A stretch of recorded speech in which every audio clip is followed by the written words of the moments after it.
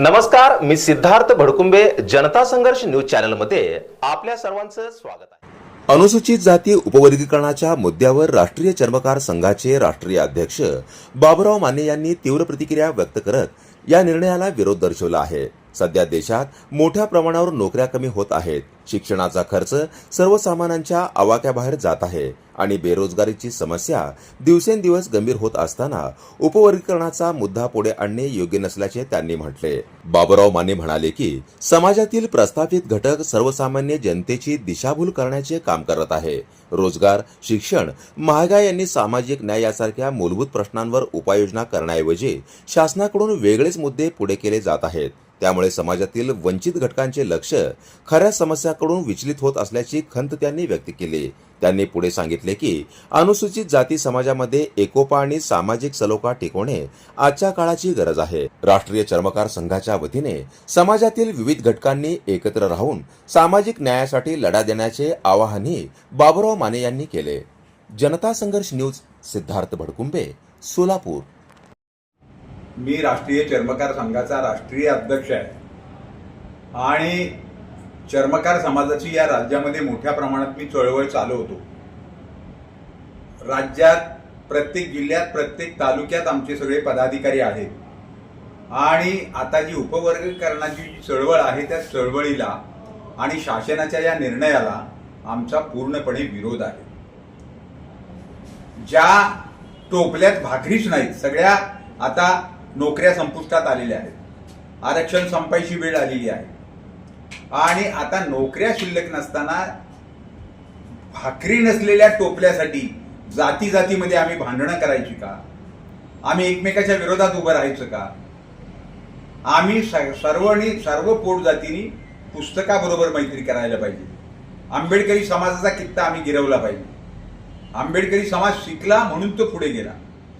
आम्ही सुद्धा शिकायला हवं, अधिकाधिक शिक्षण घ्यायला हवं आणि त्या आधारेच आता आम्हाला पुढे जाता येईल। त्या आधारेच आम्ही पुढे गेलो तर आरक्षणाचा आम्हाला लाभ होईल।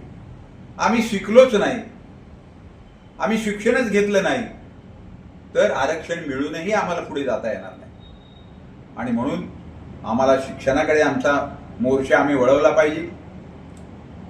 बाबासाहेब आंबेडकरांचा मंत्र बौद्ध समाजाने नेमका गिरवला, तो त्यांच्या रक्तात त्यांनी भिनवला आणि म्हणून आज त्यांची 4 माणसं पुढारलेली आहेत, शिक्षणात पुढे आहेत, राजकारणात पुढे आहेत, वेगवेगळ्या क्षेत्रामध्ये, कला क्षेत्रात पुढे आहेत। याचं कारण शिक्षण आणि म्हणून आमचा उपवर्गीकरणाला पूर्णपणे विरोध आहे।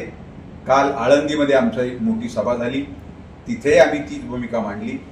परवा नाशिकला 5 तारखेला मोठी सभा होणार आहे, तिथेही आम्ही चर्मकार समाजाच्या वतीने हीच भूमिका मांडणार आहोत। उद्या शिवाजी मंदिर मुंबईमध्ये दुपारी 3 वाजता सभा आहे, तिथेही उपवर्गीकरणाला आम्ही विरोध करतोय आणि उद्या 1 जूनला माझ्या वाढदिवसाच्या निमित्ताने कार्यकर्त्यांनी मेळावा घेतलाय।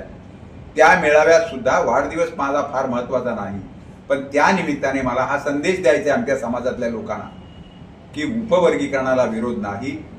बाबासाहेब आंबेडकरांनी जी चौकट आम्हाला घालून दिलेली आहे त्या चौकटीतच आम्हाला सगळ्या जातीबरोबर राहून ज्या आमच्या पोट जाती ज्या आहेत त्यांच्यासोबत आम्हाला गुण्या गोविंदाने नांदायचंय आणि त्याच्याबरोबर शिक्षणाकडे आमचा मोर्चा आम्हाला वळवणं फार गरजेचं आहे आणि त्या दृष्टीने आम्ही तो माझ्या चर्मकार चळवळीतल्या, दलित चळवळीतल्या सगळ्या कार्यकर्त्यांना माझं हेच सांगणं आहे की दलित समाजातली आपल्या सगळ्यांची एकजूट आपण कायम टिकवली पाहिजे, तर आरक्षण काढून घेण्याचा काही लोकांचा जो प्रयत्न आहे त्या प्रयत्नाला खीळ बसेल आणि नुसतं आरक्षण टिकवणं नाही तर ही जी जातीयवादी मंडळी सत्तेवर आहेत त्यांच्या हातातली सत्ता काढून घेण्याचा प्रयत्न आपण सर्वांनी एकत्रित मिळून करायला पाहिजे।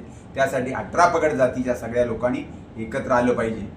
SC असेल, ST असेल, OBC असेल, भटका विमुक्त असेल, चांभार, ढोर, मातंग, महार, तेली, कोळी, साळी, जो सगळे जे 18 पगड जातीचे लोक आहेत या 18 पगड जातीच्या लोकांना फक्त 3.5% लोक फसवतायत, घोळतायत, सत्तेत आहेत आणि आपण त्यांची लाचारी पत्करतोय।